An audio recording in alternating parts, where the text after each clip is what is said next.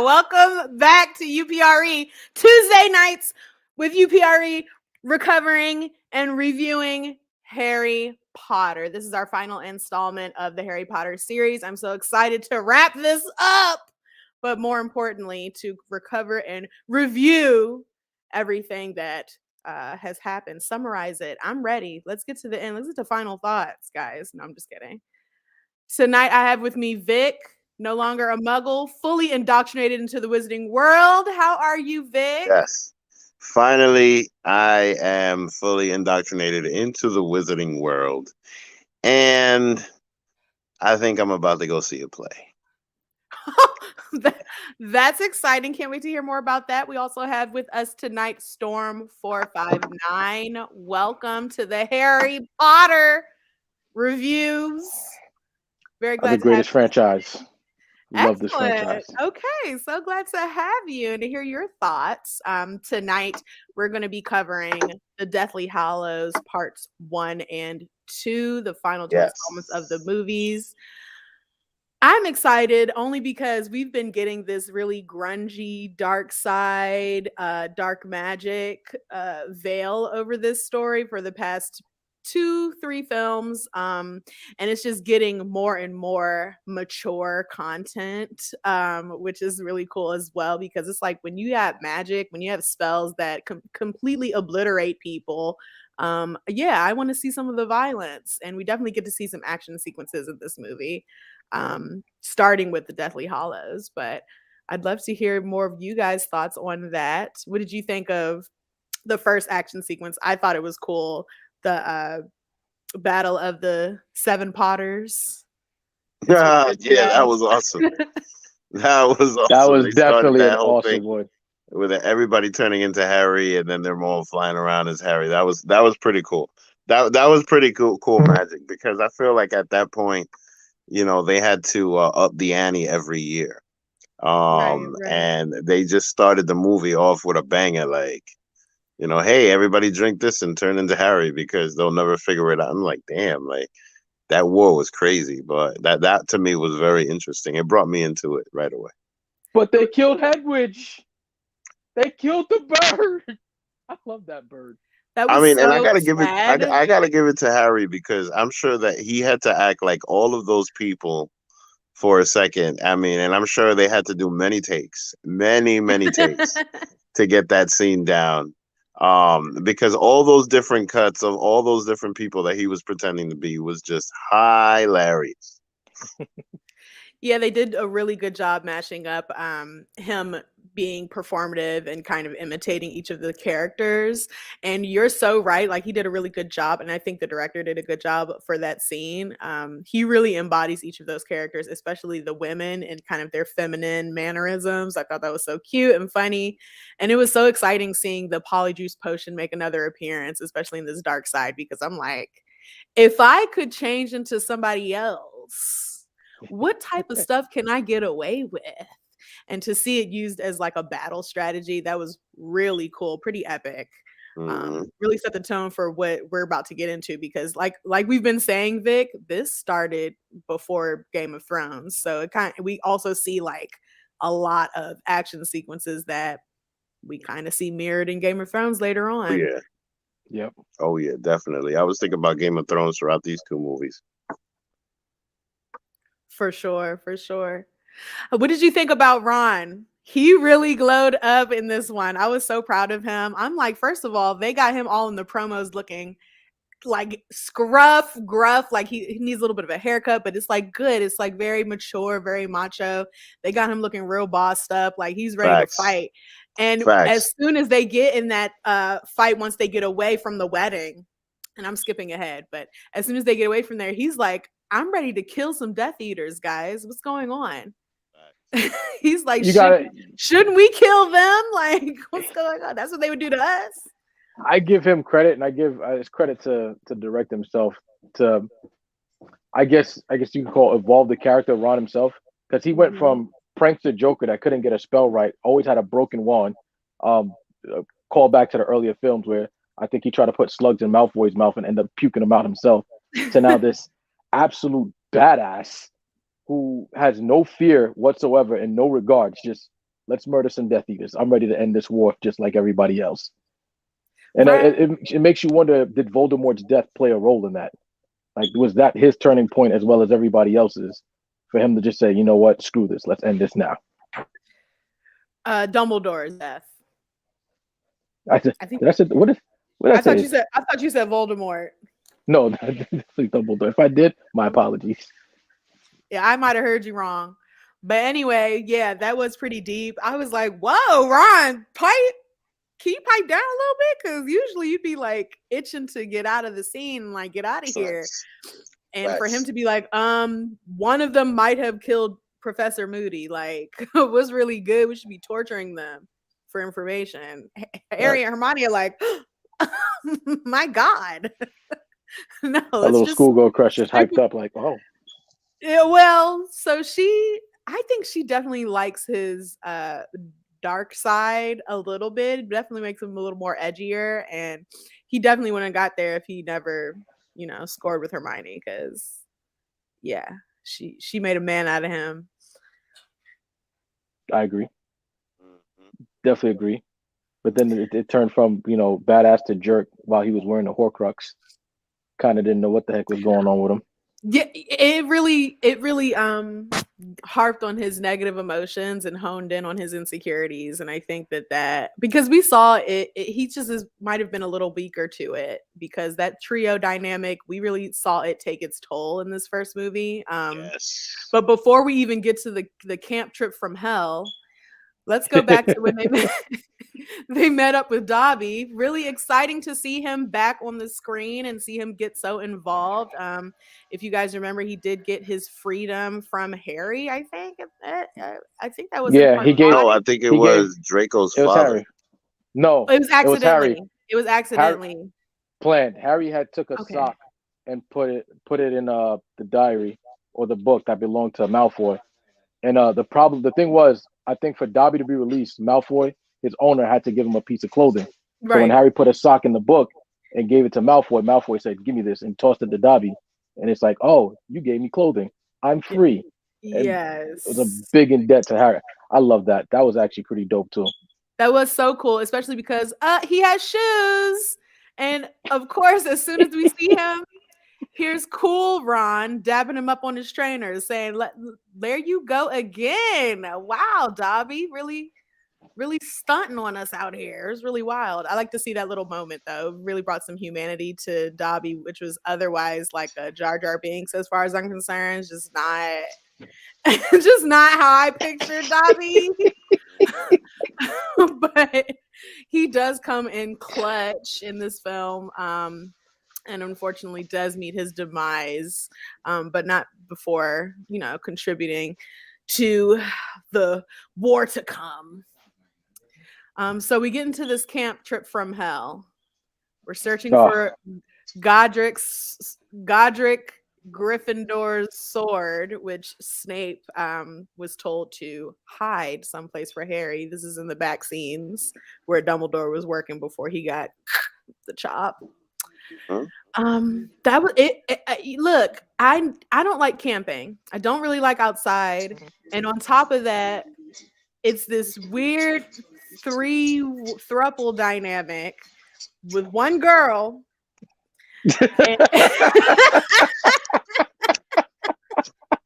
Not only are their lives in danger, but the two of them are relying very heavily on her protection as well. Like, she's construing hexes and stuff so they don't get found. And there's just a lot going on. She's a genius. Well, compared to those two, she was kind of a genius wizard. Give her credit where credit's due. Armani was always the smart one, the brains behind the operation. She could whip together any potion. She knew a lot about hexes and curses. So she was basically the pillar of that trio. She was. And you know what? When we see the dough, what's it call it? The dough Patronus that leads them to the Gryffindor sword. I thought that was her initially because they had fallen out. Like, they had a whole inner tent, weird, "You're trying to steal away from me, Harry," like moment. And I'm like, Ron, I've never seen the side of you.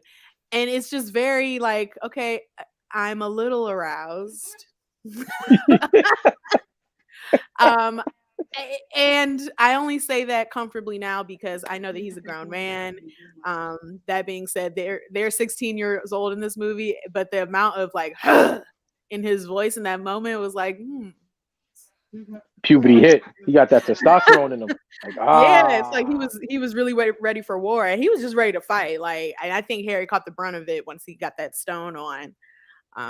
But that was wild. I don't know. That was so crazy seeing them fall out like that. And when we do see the doe, it leads them to the pond. And how this ends was really interesting to me, but I'll let you guys take it over. What did you think about how they acquire the sword? first and foremost, I felt the type of way. Like, how did Harry go from badass chasing villains to you almost drowning? He getting choked. You try getting choked with water. Or maybe you like that. Great. Hey, we're not going to discuss these things on air here, okay? But it was kind of cool though, because seeing Ron return out of nowhere with the sword in his hand. Even then, I looked and I'm just like, wow, more badass Ron. We need to see more of this. And them taking out that Horcrux with the sword, and it's just like, wow. Like, and mind you, I think that's the second one they destroyed so far. I believe. Mm-hmm. I believe this. I don't even. It might have been the third. I think it might have been the third. One thing that I liked is that each of them got to destroy one. Mm-hmm. So I thought that was interesting. Like they tried to set it up. I felt like the first one they tried to set it up where Harry would be the one to destroy it. But I really liked how they set up how Ron was the one to do it. And then we'll get on to the others later. But how about Ron getting this weird, horny, teenage, topless makeout session between his two best friends? That was I mean, that was honestly, motivation, but honestly, like that whole scene felt very Scarecrow. Yes, Spider-Man. Okay, Batman. You know what I mean? Okay, it felt very like, like, oh, this is BS. Like I gotta fight through this. That's my biggest fear because Harry's so smart and he's just like Hermione and they're gonna like each other and all of that. But I mean, but it speaks to it also speaks to a reality of there is such a thing as platonic friendship between people of opposite sexes. Yep. Like it's a testament to that. That's definitely a testament to it. It definitely is. I mean, it's definitely a thing. I remember there were people when I was a kid that, we thought about it and then it just couldn't happen because we were too close of friends. You know what I mean? Like that's a real thing. People think that that's not, but it really is. And I kind of like that they kind of brought that up. And Ron, the one who's in love with her, his biggest insecurity is that she's gonna fall for Harry because everybody wants the chosen one. Yeah. You know what I mean? So I like that just that entire dynamic I like, and the fact that Ron could see through all of that bullshit and still killed the thing just shows a testament to his strength, his inner strength. Yes, and Harry believed in him. He recommended it and suggested that, Ron, you need to do this. And I thought that was cool too because it's like, indoctrinate him into the legend of killing Voldemort. Yes, I love this. It was great. Definitely. Well, so they determine, hey, we got this stone and that's great. We got the sword. That's cool too. But we do need one more Horcrux. And guess who has it? One of the Death Eaters. So how the hell are we going to get it? I don't know. But for the end of this film, the best part for me was the gravesite robbery from Voldemort of the Elder Wand. I thought that was crazy. So that was the hook right there. Insanity. Like, yo. And then the way that and then once he got it, it was very Highlander. Like there was like this, I have the power. It was very villainous. It scared me. It got me all geared and reared and riled up for the next one to come. I'm going to show my age right now, but that felt very He-Man. Yes, I was. So you're not really showing your age, especially with He-Man making this great return. Okay. So you can't even say you're showing your age right now because I enjoyed He-Man. I enjoyed the remake. I enjoyed the Netflix series. Thank God for He-Man. Okay. There's a Netflix series? Yes, it's called Masters of the Universe Revelations. If you haven't watched it, please Okay. do. You will Okay. actually enjoy Okay. that My brother entire got me story. into that a little bit. I kind of had a Definitely thing watch for it. the blonde. What was the blonde lady's name? Shira? That was my Shira. girl. That was my girl. I loved her. I I'm wanted not to sure if they'll mention any wanted of to her be her, characters in wanted to be with her. Revelations, but definitely watch Shira Masters was of Revelations. badass. She Right. Shira was. was badass in the 80s. Like, she Yeah. was like Captain Marvel levels. Like, she was badass. Yeah, and they knew I what they agree. were doing with that skirt. Anyway, But so definitely let's catch it. I definitely recommend it. Back to Potter. Back to Potter. back But to Harry yeah, Potter. Back to Harry the Potter. Yeah, that scene the was grave robbing crazy. of the Elder Wand was nuts, and I just I was remember when I like, looked at that yo, scene, I said, "Ooh, this doesn't end well." I'm like, isn't it enchanted? Like, shouldn't it be protected from It's robbers? no, because how it works is, according to the story of the Hollows, that wand just kept getting stolen over the years. If you killed the master or disarmed the master, then the wand changed. It changed. What's the word I'm looking for? Allegiance. It changed allegiance. So technically speaking, Voldemort stole the wand. He now has its allegiance, or at least so he thought. So I don't know. The way the Horcruxes were set up, I just felt like something this important should have like not a curse because it's already kind of a cursed item, but I don't know. It just should have something more, something that just makes it harder to acquire. So the Elder Well, Wand is not really a Horcrux. It was more of No, it's a deathly hollow. it's basically one of the three items where if you have all three, you're the embodiment of death himself. So when it came down to it, if you go through the story of the Deathly Hollows, Death kind of gave everybody an item that was gonna Mhm. fortunately get him killed very quickly, so he would reap their souls and have them going. The only one he didn't catch was the person with the cloak, only because he could never find him, which Right. was ingenious. At the Yeah. end, the person took the cloak off and just said, "Hey, Death, let's go now. I'm ready to go," and just Yeah. passed the cloak down. But the other two items, I believe, the Soul Stone and the Elder Wand, Mhm. those items were meant for you to be killed really soon, especially if you use them. Because as you know, with the Soul Stone, the person put it on, the bride came back, she went mad. He ended up Yeah. dying because of it. Elder Wand, you're the most powerful wizard alive. You have a big target on your back. Everybody's coming after you. So it's kind of, it didn't matter. That wand was meant to change allegiance no matter what. Dumbledore had it for so long because, well, he was a very crafty wizard. Right. And who's about to be timing up for Dumbledore? Not barely, really so nobody because he chose to die. so wait a minute. Now, the cloak was given to Harry by his father. Who was is given to by his dad and by his dad and by his dad. So Harry's a descendant of the person of the brother that got the cloak from Death himself. Okay. Okay. All Man, right. we getting some Harry They Potter setting up more lore. shit. They're setting up more shit. Okay. This that I see the okay. All right. All right. Sons of Anarchy and now MC Mayans and something before that. Okay. There it is. Yeah, there it is. There it is. That's where it's at. Okay. So Now we're gonna talk about, is Potter the original at some point. Okay. yeah, well, we do still have to find out some of the mysteries and backstory to Dumbledore a bit, but Yeah, that one too. that's gonna be after Harry Potter's part. We're gonna get into like the magical, mystical beasts and the whimsical wonders of Grindelwald's glitziness or whatever. So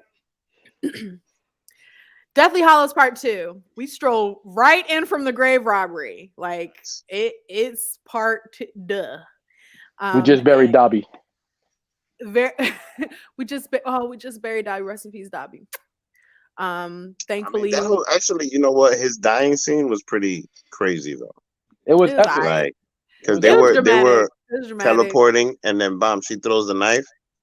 Everybody's okay except for Darby. Like, he goes out like a champ. Like, you know what I mean? Saving everybody, saving the day. So, He you know, does. He does. rest Shout in out to peace to Took an Belichick Darby. for honorable her discharge pinpoint aim. from life. No, he really did. He really did his job, and he was really loyal to the end. And he deserved much more than them one pair of shoes. But alas, at least what he got was an honorable Muggle funeral. For real. No magic included. Darby deserves a rope chain. Yes, yes, he does. I don't know. Is that Catholic? Oh, no, I mean a rope chain, like Big Daddy Kane. You know, like from the 80s. That had a lot of gold. Oh yeah. Okay. Oh my God. That's the funeral. Yeah. Harry straight up digs up the beach with his bare hands, sobbing the whole time. Is really sad. I think they should have just cremated him. But anyway, so we finished Dobby's funeral. It's so sad. As they're going around spreading the news, and people are like, "Damn, man, that's fucked up. I heard he was a good elf or whatever, good man's." It's really sad. But anyway, they find out they have to get the cup of Hufflepuff, the Hufflepuff cup. And they're like, who has it? I don't know, girl. I heard that girl got it. Which girl? You know that crazy looking one that always be running with He Who Shall Not Be Named, that one who knew her weave done really badly, Bellatrix. I think she has it. And I think she's storing it in a safe at Gringotts because for some reason Gringotts caters to criminals. Known criminals at that and murderers. Okay, let's go to Gringotts. So that little elf wanted the sword. The little wanted the elf, sword to get him in there. The little elf that works at Bank of America is like, okay. I liked Dobby just as much as any other shorty, but what you got for me? Because I'm not about to put my good government job at risk to help you defend the light and defeat the sources of evil. Fuck all that. I need to keep my job. What you got for me? They're like, okay, well, we'll give you the Gryffindor sword or whatever. He's like, oh, okay, cute. So then they decide they're gonna go. Let me tell you, I have never seen a bank like I defy. I would like to see a Muggle try to rob this bank because it is so tightly. It's just very secure, and it's not secured in like a Denzel bank heist sort of way. No, we got dragons. All right, a freaking dragon. This is a flagship Bank of America, and we got dragons, and we're not playing this game. All right. I mean, you know what though? Here's the truth. I'm impressed by the elf because if I could hire some elves, right? I would open up a pawn shop so fucking fast. So fast. With these elves. Oh my God. And I would record it and I would bring back that show that was from Detroit that had the pawn shop that was popping and have Pawn people Stars. Yes. Well, good thing there's because labor and they can spot from doing this. No, they can spot anything counterfeit. Oh, true. Anything that's counterfeit, anything that's fake. They can spot it right away. I mean, I feel like that is an incredible skill to have. Clearly, this is why these guys are running these financial institutions. Because wow, like the skill behind just spotting the fake of anything, that really impressed me with those guys. I mean, that's very impressive, but also they have a dragon. So I think having a dragon, having a dragon definitely for me would qualify that bank to keep my goods had I had any. That being said, they got to go there. They got to get past the dragon. It's a hot mess. Whatever. We're not even going to go back through there because the dragon comes back into play. But they get into the bank vault or whatever. And it's looking very Indiana Jones / Aladdin. Like there's a bunch of wares. It's all shiny and golden and gorgeous. But there's something fishy going on. So you don't really want to touch anything. But they do anyway, of course. Thanks a lot, Abu. and they get to touching, and as soon as they touch, things are just multiplying to the point that they're about to drown In metal. in metal. I need a And security system like that. I'm like, Gringotts, is this against y'all's policies? Because I feel like this is very excessive and dangerous. I'm just so confused by their policies with that. That was strange to me. And unless that's something that they offer, in which case I would also have taken advantage of that because that was pretty epic.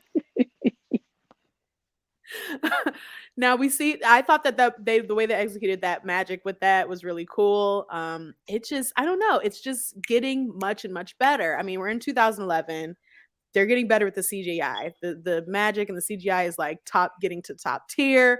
We actually get to see a really good, clear depiction of dragons.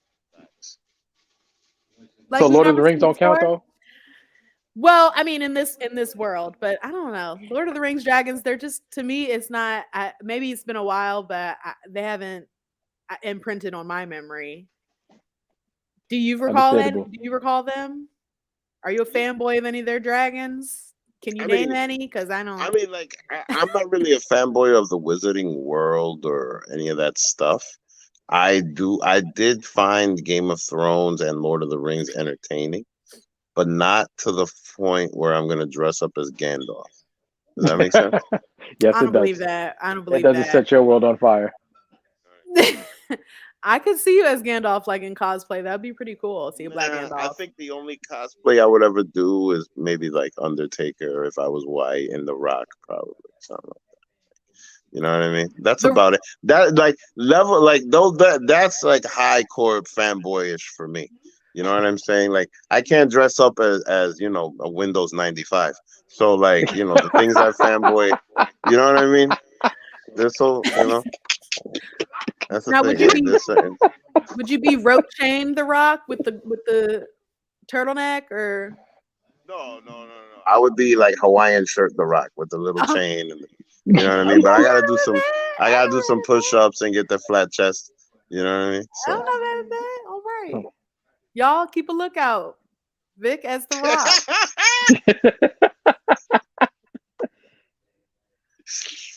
Anywho, we get eyebrows. So we get past the dragon, and we fly. Who's barbecued an elf, by the way. Fully barbecued his boss. He ain't even care. He's like, I've had these chains on for 30 minutes. Okay, I'm leaving. I'm done. My shift is over. I don't know. Anyway, yeah, things are happening. You guys, a lot happened. My brain. Word, that's a lot in this one. Like, this war is big. You know what I mean? It kind of reminded me a little bit of, and mind you, like I said, like I'm a muggle to this. This is the first time watching this movie. I literally put aside 5 hours today for these movies. Okay. Oh my God. Good movie. Now I don't regret it. I'm a little sleepy, but I don't regret it because I was thoroughly entertained. Now, with that being said, these war scenes reminded me a lot of Winter is Coming. Yeah. For lack of a better phrase. Definitely did. It certainly reminded me a lot of that because I saw that first, if that makes sense. So with that being said, I have a feeling that all of this Game of Thrones stuff was a continuance of this. And the reason I say that is because, like,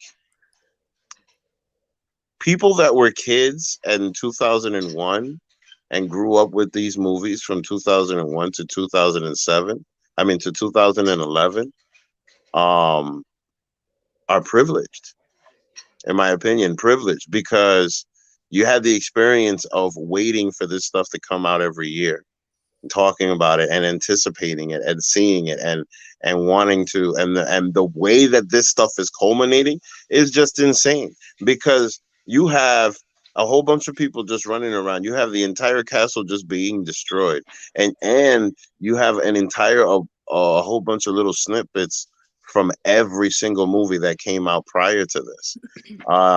It is an incredible ride.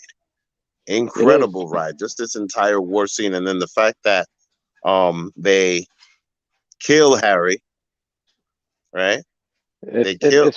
You get into that, you dive into that, and find out why Dumbledore set him up to be killed in the first place, which is amazing. Was insane. It was when Harry it was goes back insane. and then finds out about Snape. Woo! Professor Snape is that's it. Genius. Yes. Thank you. Genius. What the fuck?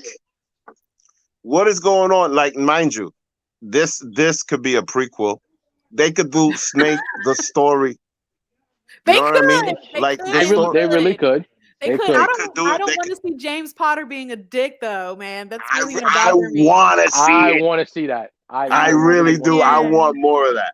I want more of James being Malfoy. That's what I want to see. I can't take it. I want to see James being when Draco. I saw that, I was happy when Snape called his dad swine. I said, "Oh, that's why you called his dad swine." He was. He was a real prick. Hated him.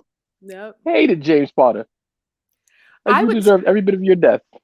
I would take a prequel, just like a Degrassi style series of Hogwarts, because we get so much of kind of the backstories of a lot of what's going on. And in this one, we also get a really cool couple scenes of professors like throwing down or whatever. We do get a very quick, just a small, short little wand involved spat between McGonagall and Snape. She gives him a quick pop real fast. No, but the cat lady. Now the cat lady was popping in this movie. Yes, she was. She was awesome. Hey. McGonagall's. Yes, she was ill. She should have been the headmaster. She cares more about the kids. She definitely does. But you know what? Dumbledore was on a mission. Like he knew all about like the fact that you find out Harry was a Horcrux himself, and he had to die, and it's just like that makes sense. I just feel like she deserves that mantle because from the first movie, she was even with Dumbledore when they dropped Harry off. You know what I mean? She knows the ins and outs of everything. Like, I guarantee you, if they do like a prequel and it's probably like Dumbledore is Harry and she's Hermione Granger. I bet you she's Hermione Granger, like an old Hermione Granger, this lady, because she's mad smart and look at all the stuff that she did. Okay, but she also did immediately put all the Slytherin students in the dungeons as soon as she put Snape out, which was like, whoa. How do we Well, you had to, because if Snape's a Death Eater, there's a possibility any one of his. There's a possibility, but there's also due process. All right, you're not about to throw my kid in the dungeons. Do you want to take that chance, knowing that Dumbledore just got murdered? He's a first-year Slytherin. You know what I'm saying? First of all, when the school is being attacked, there's no time for a PTA meeting. No, not at all. No, there is no due process. And also, don't be saying that she be standing up and thinking of the students when the first thing she thought was to throw some of 25% of them in the dungeons. Hey, I don't know. Safer in the dungeon than they are. But they're safer in the dungeon than they are out being attacked, and you don't even know if they're on your side. You don't know if they're on your side. You look at what Draco did. Hiding in Hogwarts. So take this into Slytherin can't be trusted. Vic brought up a great point. She was there for everything. You also brought up a great point. She was with Dumbledore throughout everything. So you take it back to when that girl got cursed by Malfoy, or the fact that somebody was trying to kill Dumbledore and Ron ended up taking the blunt of some of that poison. She was around for it all. No one could know. No one knew where it was coming from or who was doing it. And Harry kept on saying, Snape got something to do with it. Snape got something to do with it. So now when it's finally out, Snape's a traitor.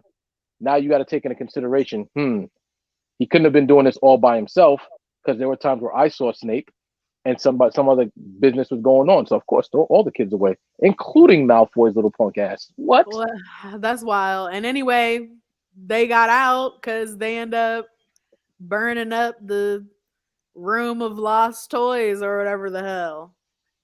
It just didn't. It's not efficient. The security on Hogwarts campus is just not efficient. It's not doing the job. Like, I mean, it's hundreds of years old. It's probably a landmark building. Like, it's hard to put these security systems inside. You know what I mean? They have to resort to magic, and they have a bunch of owls flying around the building. They protected it as much as they could. You know what I mean? You can't take something from 1000 BC and try to give it 2021 standards with all these security systems. What do you want? Drones? They can probably get some drones. They probably could have gotten some drones. That's what I'm saying. And they did get a shield up, a full ADT certified shield up, which was cool. But then it immediately malfunctioned. Like after 15 minutes of thwapping with the evil wand. Not even 15 minutes of you know what? It literally they need to took go to Voldemort Wakanda. to step up and said, "Get out of here! I don't want this." Voldemort was just pissed and just said, "Enough! I'm done with this nonsense."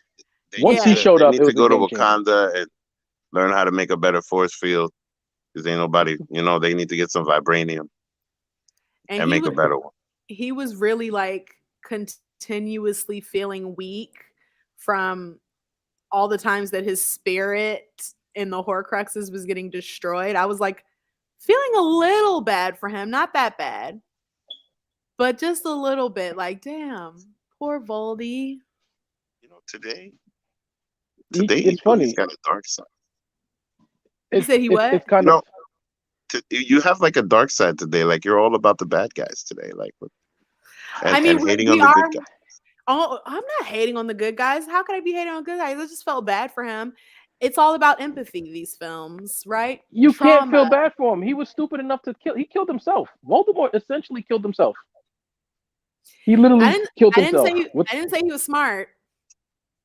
Like, not even smart, because I'll even give him consideration due to the fact that he probably didn't know he made Harry a Horcrux. But you idiot, killing Harry, you basically essentially destroyed yourself completely. Because Harry was literally one of the final Horcruxes nobody knew about except for Dumbledore. Mm-hmm. That revelation, though, was insane to me. And that's why I say, like,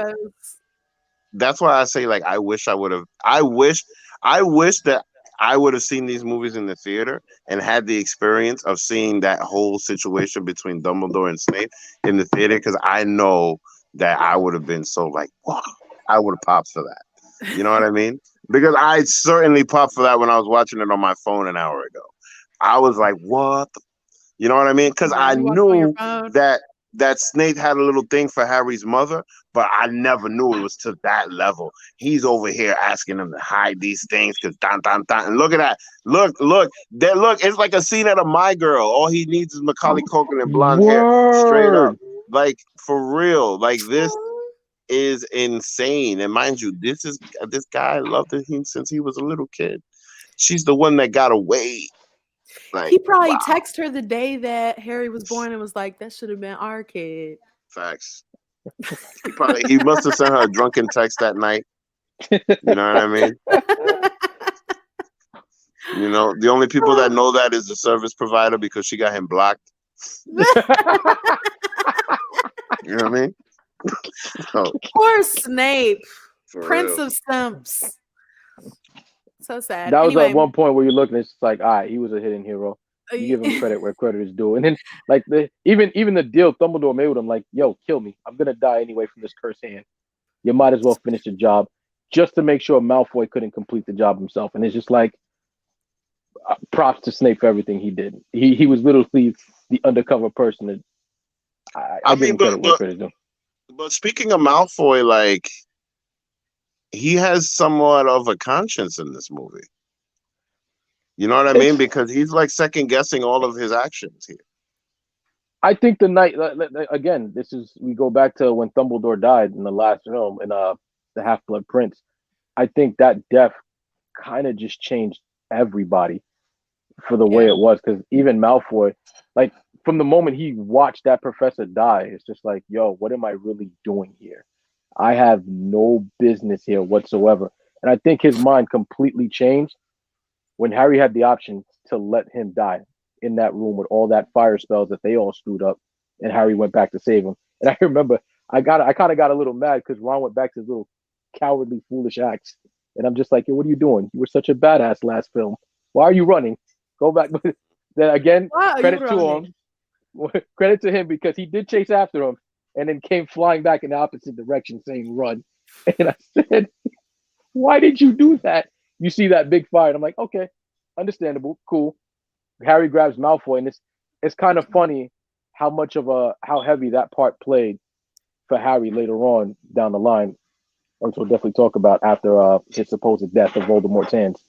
But yeah, Malfoy definitely had a conscience. I think him and his mom started to develop a conscience. It's like, I don't think we belong here. I don't want nothing to do Yeah, with the Dark because Lord. even like that little scene by the mother, because the mother knew that Harry was alive, and she went the one to check on him, and no, you know what I mean? Like they She asked both, right then and there, "Where's Malfoy? Is he alive?" and then but Soon then she here's shakes the his other hand. thing, like in these two movies, his father, I've never seen him so soft and so I scared and know. so like, you know what I mean? Like humbled for lack. Thank you. Yes, yes. Never saw him so soft before. That was Wow, crazy. he always had this like uppity.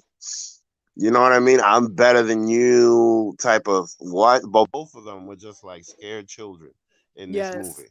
I would be too. Like he watched Voldemort's snake murder that professor in cold blood with no hesitation.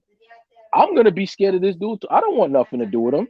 What? I didn't sign up for none of this. And my kids involved Mm-hmm. too? No, I want out. He has He knew the no way plan out. though. He knew the plan. I think he And he knew the went plan, right but with it. he didn't realize how bad it was until that snake just started murdered that teacher in front of him. And then he was just like, I kind of got second thoughts. I don't want it. Well, I'm gonna pivot, guys, because speaking of how bad it was, I'm really excited to talk about this next character because Neville Schlongbottom, I mean Longbottom, I mean Long up Yeah. my bottom, came back heavy and hard this movie. I was so impressed with him, his little Braveheart speech. Like he Facts. really shut him down. And I was like, Harry who? Harry could never. Well, Harry could never. Okay. fun fact, it could have been Never. Neville. Neville could have been the chosen one. It should have been. He looked chosen as hell to me right here. I'm just Uh, saying. He What the looked very hell? Where'd you get special. these photos? I don't know. Google. I He had did. nothing to do He with had this. a spread. I like how that hoodie makes you look like you have that hat on. You're about to get chosen into a house.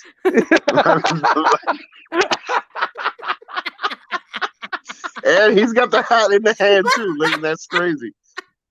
But yeah, Neville really went long bottom heavy in this. I was so proud of him. He was just unafraid. He was ready to die for the cause. And you need a man like that on your side, on your team, Harry, with your little thruple. Why don't you invite it for a quad? Let's make it a quad. Let's invite Neville. I mean, Seamus is right here too. If it's I all like mean, that. I Neville mean, should I have been the feel other like the child of twins should prophecy. be part of that group too because they always come clutch with the fireworks. Yes, the twins. Oh my god, I was Fred so and mad George that were so delightful in both of these films. Oh my goodness. Very in all of necessarily. them. I mean, Yes. I And was almost in the beginning of the seventh movie. I was about to get mad. I Oh, why? thought when they were gonna kill off one of the twins. right then and I there No, they was they about to stopped. couldn't. put this shit down. They would have gone on strike if that happened. Because Facts. Fred's the funny, go lucky, whatever, but George is kind of like the badass.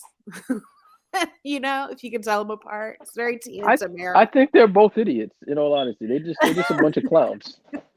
Like Very, they're very, hilarious. very much so. But Yes. they definitely both got heart, and add a lot of heart to that story. I have a question about Percy Weasley. We didn't really get into him all like that during this whole spiel, and he was like in the book one of the defectors that joined the Death Eaters because he was working at the Ministry of Magic, right? And he like Yes. totally turned away from his family. He were like, ugh. He started getting a little snooty patooty. We didn't really see him like that in this, and I was kind of perturbed about that because I thought that was an interesting little, something, It's little family drama. it was, but I think this would be one of those things where you would have to read the book because the book got more detailed and Yeah. in tuned into that. Like The book had a lot more than what the movies did. The movies left out a lot of details for certain things. But he's a very interesting character, and I recommend everybody definitely jump into the book when they can, if they ever get the opportunity. Even do it on Audible, Amazon Audible. That's how I listen to all of them. That sounds fun. And Audible is actually really cool because the narrator actually gets these characters' voices down pat. So when I was watching the movie, like I could still hear the narrator's voice in my head. Like, yo, he really sounded like all of them. Like he had their personalities down pat. So definitely, I get the chance to Audible the books, and you'll get more fascinated by his story. And when you watch the movie over and over, you just look and see like, wow, I understand where he came from. Because there's a reason why he jumped ship and joined the Death Eaters in the first place. He felt kind of betrayed by his family.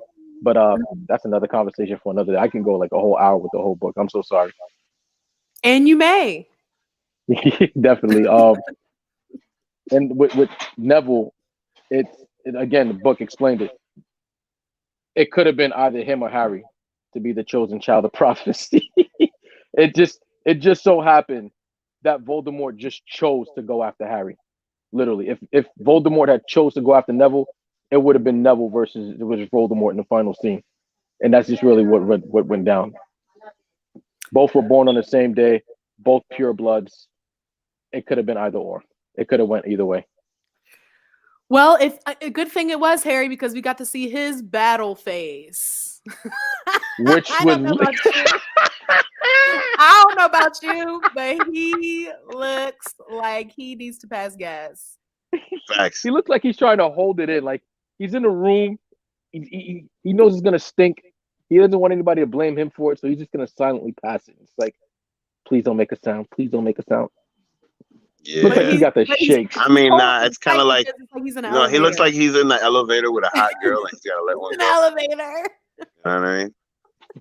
And with a hot chick, and he doesn't, you know what I mean? With a hot chick that lives downstairs that you never see, and you want to have a conversation with her, but then you got to let one rip, and she's right there.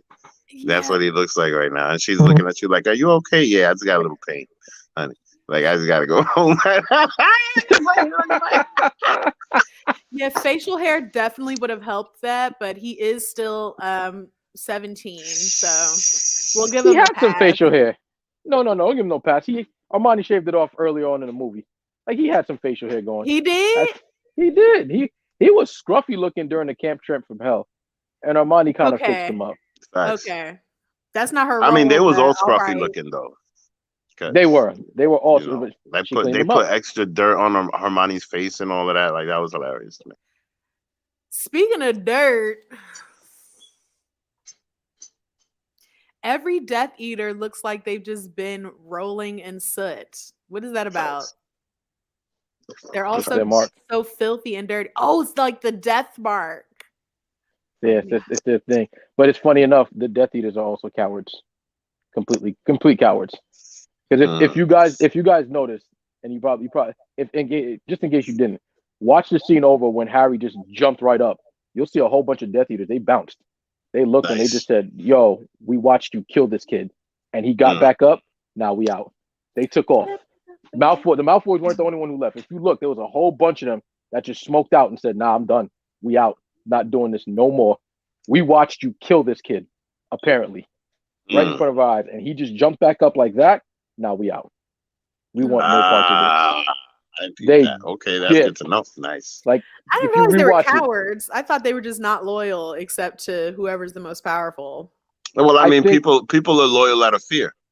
Yeah, right. Exactly. And if the most powerful wizard ever known to man sat there and killed the chosen one in front of your face, y'all carried his dead body back to the school, and he just jumped back up and said, "Let's finish this." Oh no, we out. You're not that powerful. We're gone.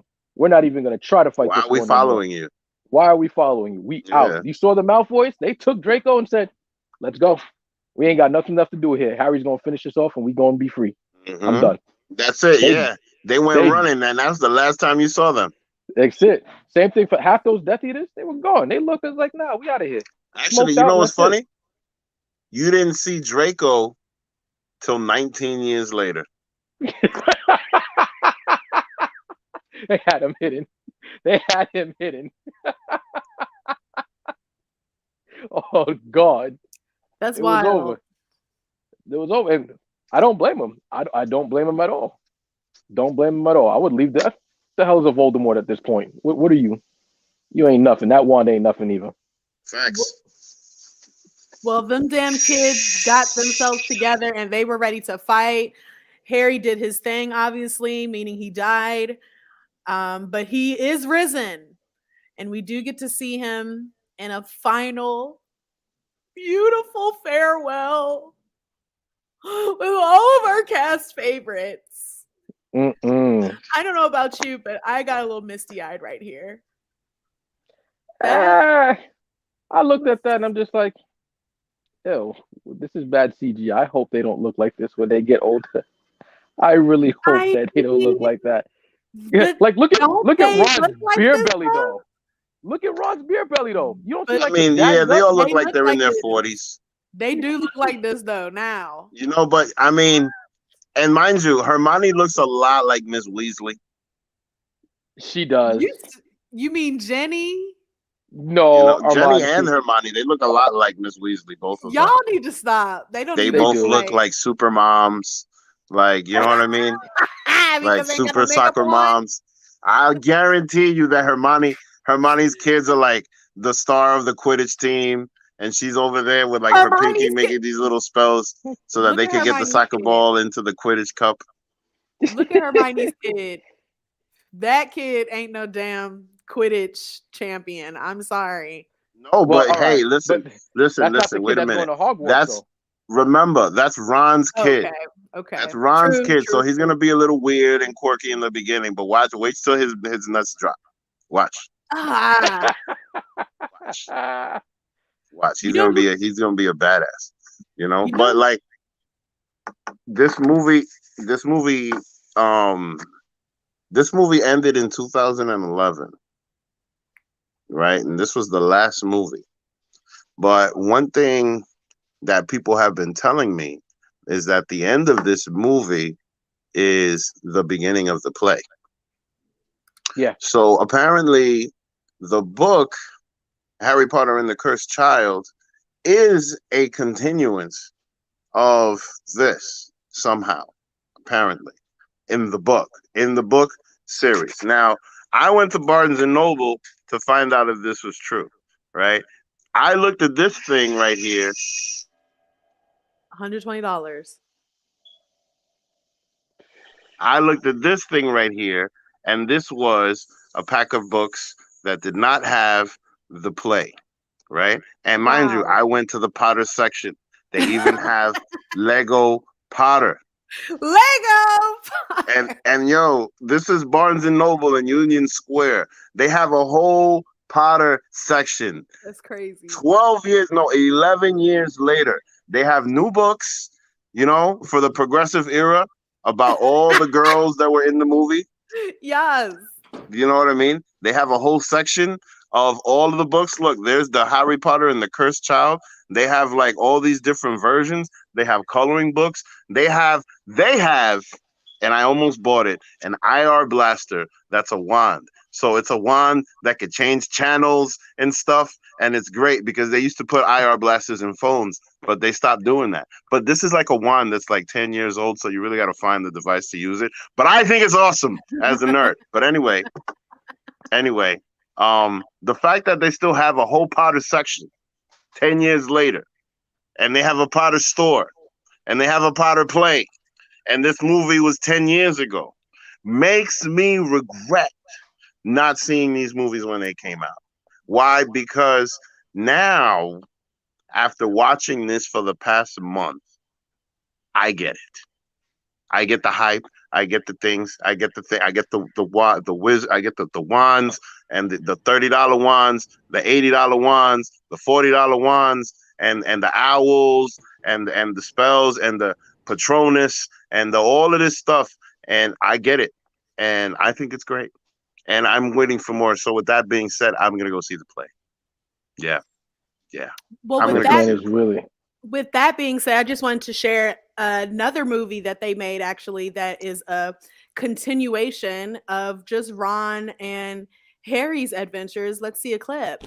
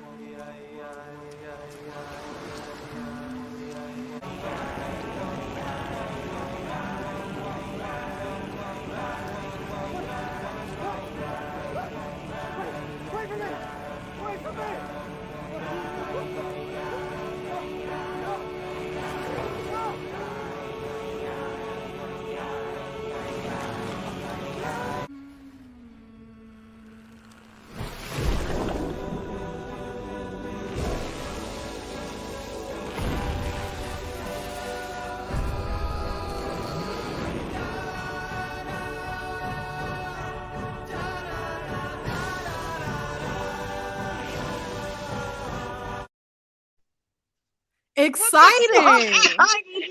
This lady. Wasn't that so exciting? I've never seen Harry like that before. He was so present. Yo! What did I just witness here? And him and Ron Lorelai really takes got the their jokes. They got a good rapport. Just keeps going, keeps on giving. Lorelai is the queen of jokes tonight. Make sure you see Daniel Radcliffe and a wannabe Hormone, a wannabe Ron Weasley in Swiss Army Man. We'll never be reviewing that. Coming to a theater not near you. Thank God. That was hilarious. You know who we didn't see enough of, though, this movie that I was a little sad about, because we got a little sample, but it just wasn't enough for me. It was Filch, the janitor. You know what I didn't realize? What's that? He's the cat lady's son. Stop lying. He called her mom.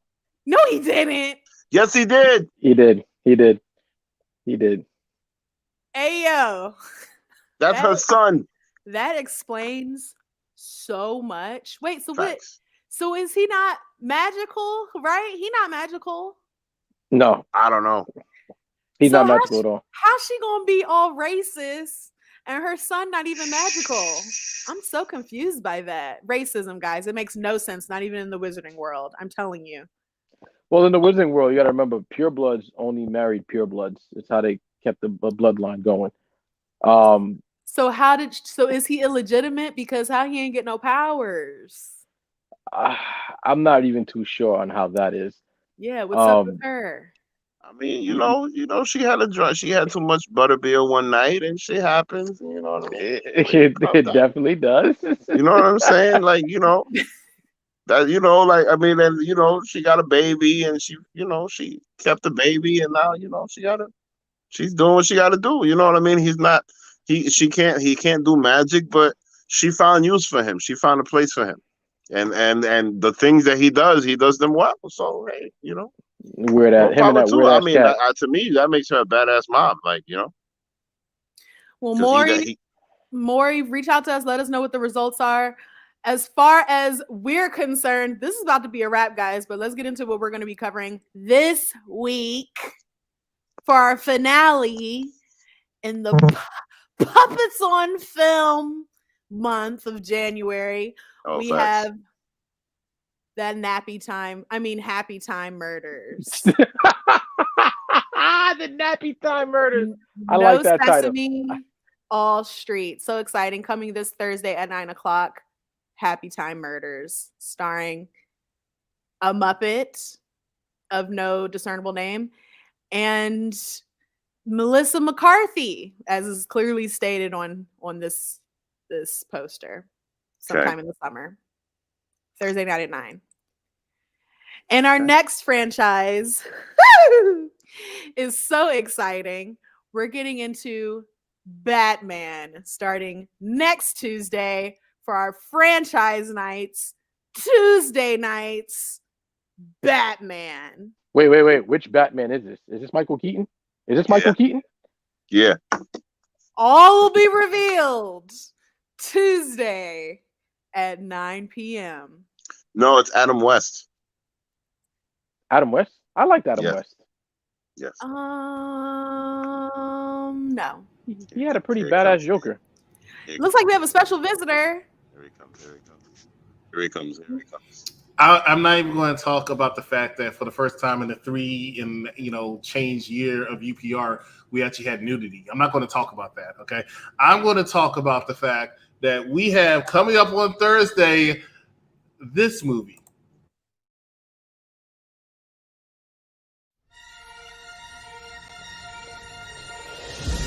I love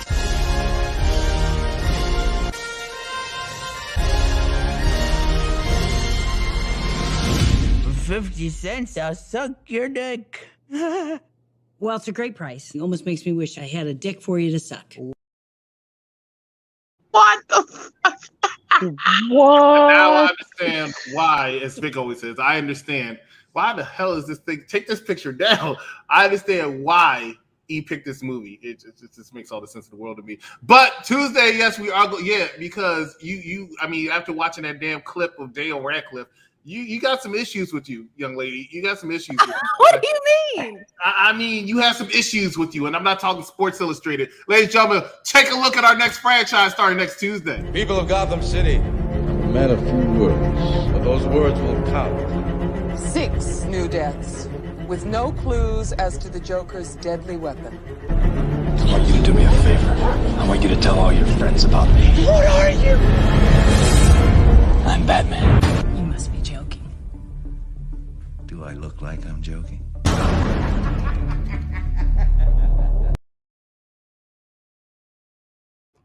That's the best Joker ever, I swear. That, You would have it's got me funny. glasses, would you? He's Yeah, hilarious, but nobody gives him the props he deserves. I think after Heath Ledger, no one really cared for Jack Nicholson. It's not fair. 'Cause Jack Nicholson was hilarious. You know what? yo. It's Come the on. problem is that Jack Nicholson is last century, bro. The Shining is what made him. It was more So, campy. like, yeah. So, like, you know, he deserves all the credit in the world, but he's still very last century. Now he's known for just being a Laker fan. You know? Well, speaking of lakes, see you in the fiery pits and lakes of hell next Tuesday at 9 for Batman, the non-nipple version. Yay! Yay! Who doesn't like nipples? I don't get it. I thought just Mark Zuckerberg. Like, what's going on? It's man nipples. Like, Nips are nips.